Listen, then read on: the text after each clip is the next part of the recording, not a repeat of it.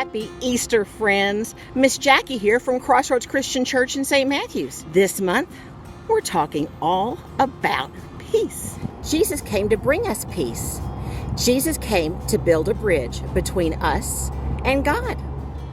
So, what is peace?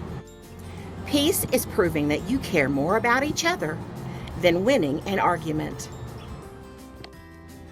Sometimes when we talk about peace, it sounds so simple, but really, peace is kind of hard. It's a good thing then that God had a plan for peace for us from the very beginning. In the very beginning, God made a paradise.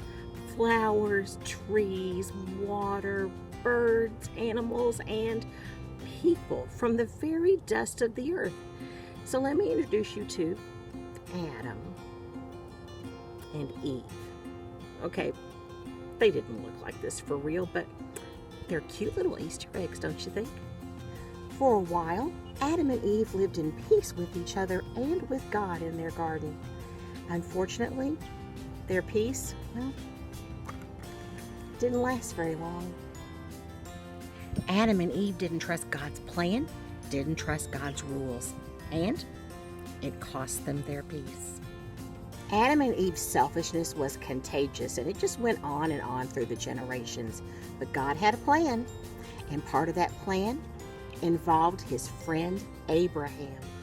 God said to Abraham, "I will make you into a great nation, and I will bless you. I will make your name great. You will be a blessing to others. All nations on earth will be blessed because of you." Later, God made Abraham this promise: "Count the stars if you can. That's how many children will be born into your family." Time passed and all that came true. Abraham's descendants became the Israelites. And the Israelites, well, you may remember, they were held captive in Egypt as slaves until Moses came along. And God used Moses to set them free. Eventually, the Israelites made their way into the promised land. And God gave them kings, like King David here. Some of those kings followed God, and well, some didn't. But God made them a promise that from their line would come the King of Kings, would come the Savior, who would save us all. God promised them Jesus. Jesus came to bring peace for everyone. And Jesus did that on the cross. Paul wrote this in his letter to the Colossians. God was pleased to bring all things back to himself. That's because of what Christ has done. These things include everything on earth and in heaven. God made peace through Christ's blood by his death on the cross. Jesus taught us about love, compassion, forgiveness, and grace. He healed the sick, and he was a friend to those who were left out. When Jesus died on the cross, his closest followers didn't understand. So they hid because they were afraid they might be arrested and killed too. Strangers hurriedly buried Jesus' body because, well, it was a holiday and they really didn't have time to do it properly, and none of his friends were around to help.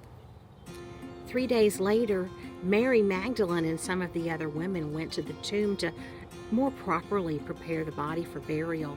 But when they got there, they realized that the stone had been rolled away and that Jesus wasn't there. Mary Magdalene ran back to tell the others. "They've taken the Lord out of the tomb, and we don't know where they've put him," she said. So Peter and John raced to the tomb, and when they got there, they found out that Mary Magdalene was right. The body was gone. Where was Jesus? When Mary Magdalene looked into the tomb, she saw 2 angels, and they asked her why she was crying.